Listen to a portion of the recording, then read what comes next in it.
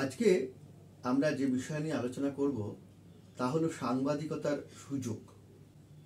সাংবাদিকতা বা জার্নালিজম তার সুযোগ। আজকের যুগে সাংবাদিকতা শুধুমাত্র এই জার্নালিজম এই শব্দটির মধ্যে সীমাবদ্ধ নেই।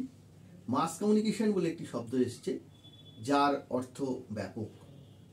এই মাস কমিউনিকেশনের মধ্যেই জার্নালিজম একটি পার্ট বা সাংবাদিকতা একটি পার্ট। এই মাস কমিউনিকেশন বা গণজ্ঞাপনের অন্তর্ভুক্ত হয়েছে সাংবাদিকতা। এর সুযোগ কোথায়, কিভাবে আমরা সুযোগ পেতে পারি? যারা সাংবাদিকতা নিয়ে পড়ছেন তারা তো সুযোগ পাবেনই, তাদের তো সুযোগ রয়েছে নানা বিষয়ে।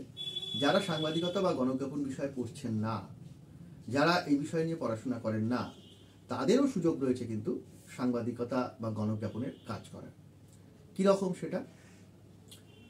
আমরা যদি মিডিয়া আজকে সবাই পরিচিত নাম, প্রত্যেকেই আমরা মিডিয়ার কথা জানি।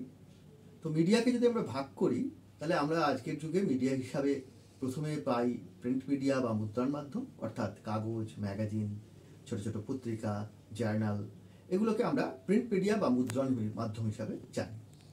এরপর আসে অডিও মিডিয়া। সেই অডিও মিডিয়া হিসাবে আমরা রেডিওর কথা জানি। রেডিওর সরকারি মাধ্যম হিসাবে আকাশবাণী যেমন রয়েছে, আকাশবাণীর বিভিন্ন চ্যানেল রয়েছে, FM চ্যানেল সহ।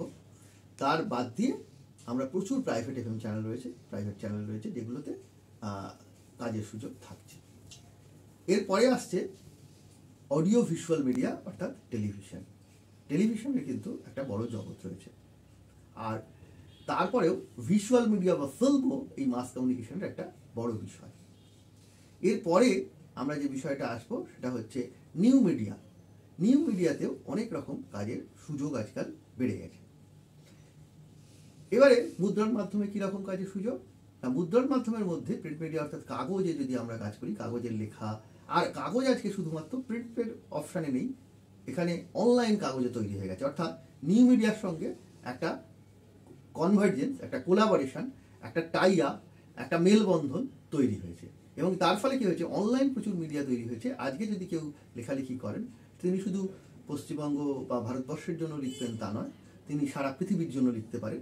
অর্থাৎ এখানে বসে তিনি Ethiopia, Russia, America, China, turkey, যে কোনো জায়গায় তিনি চাকরি করতে পারেন এই ভারতবর্ষে বা বাংলায় বসে। এইটা একটা সুযোগ কিন্তু এই অনলাইন মিডিয়াতে রয়েছে। আর প্রিন্ট মিডিয়ার মধ্যে জেলার বিভিন্ন কাগজ, যেটা জেলার তথ্য সংস্কৃতি দপ্তর আমাদের রয়েছে, আমাদের কলকাতা তথ্য কেন্দ্র রয়েছে, যেখানে প্রত্যেক জেলার কী কী পত্রিকা বেরোয়, ছোট পত্রিকা বেরোয়, তার খবর পাওয়া যেতে পারে। সেগুলো যদি কেউ হিসেব রাখেন যে কী কী কাগজ আমাদের বের হয়, তাহলে সেই সুযোগ নিয়ে তিনি জেলার কাগজে কাজ করতে পারেন। এবং এখানে বলে রাখা ভালো, যাদের জার্নালিজমের প্রশিক্ষণ রয়েছে তারা তো পারবেনই, যারা প্রশিক্ষণ নেই তারাও যদি লেখালেখি করেন তাহলে তাদের সুযোগও রয়েছে।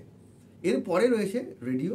রেডিওতে নানাভাবে সুযোগ রয়েছে, যেমন অ্যাঙ্কারিংয়ের সুযোগ রয়েছে, নিউজ রিডিংয়ের সুযোগ রয়েছে, তেমনি রেডিও রিপোর্টিং বা রেডিওর কাজের কন্টেন্ট রাইটিংয়ের জন্য সুযোগ রয়েছে।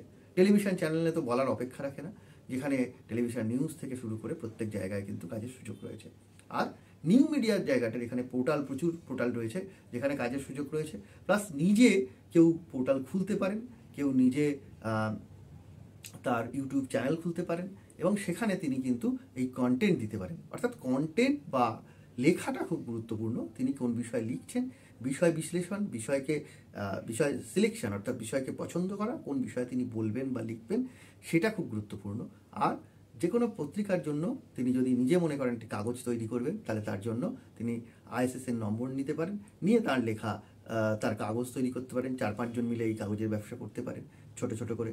আবার কেউ কেউ ছোটো ছোটো করে ইউটিউব চ্যানেল তৈরি করে তারা তাদের ব্যবসা তৈরি করতে পারেন। অর্থাৎ তাদের কাজের সুযোগ তৈরি, এবং তারা যে কথা জানাতে চান সেই ইউটিউবের চ্যানেলের মাধ্যম দিয়ে তারা কিন্তু জানাতে পারেন। এবং এটা আস্তে আস্তে করে তারা যদি দেখেন তাহলে অনেকটা সুযোগ তাদের কিন্তু আছে। এই সঙ্গে তাদের একটু প্রেস আইনটা জেনে রাখা প্রয়োজন। প্রেস আইনের বহু বই আছে, যেগুলোকে একটা বা দুটো বই ভালো করে দেখে নিলে তারা জানতে পেরে যাবেন যে কোন বিষয়ে করতে গেলে কি কি অসুবিধার তাদের সম্মুখীন হতে পারে, কোন ক্ষেত্রে ডিফামেশন বা মানহানির চার্জ আসতে পারে, কোথায় আদালত অবমাননা হতে পারে। কারণ তাদের যে সুযোগ সেটা আর্টিকেল 19(1)(a) তে বাক স্বাধীনতার অধিকার বা freedom of speech and expression, সেই অনুসারেই একজন জার্নালিস্ট বা একজন সাংবাদিক সুযোগ পান, যেটা সমস্ত মানুষই পান। সুতরাং তাদের দেখে নিতে হবে যে কোন কোন ক্ষেত্রে তারা অসুবিধায় পড়তে পারেন, সেগুলোকে একটু দেখে নিলে কিন্তু তারা খুব সুন্দরভাবে কাজ করতে পারেন। তো আজকে আমরা এই পর্যন্তই আলোচনা করলাম। ভবিষ্যতে প্রত্যেকটা বিষয় নিয়ে বিস্তারিত আমরা আলোচনা করব।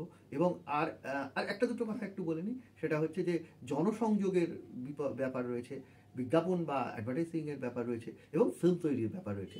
এগুলো পরবর্তী ক্ষেত্রে আমরা বিস্তারিতভাবে আলোচনা করব। নমস্কার, আজ এই পর্যন্তই।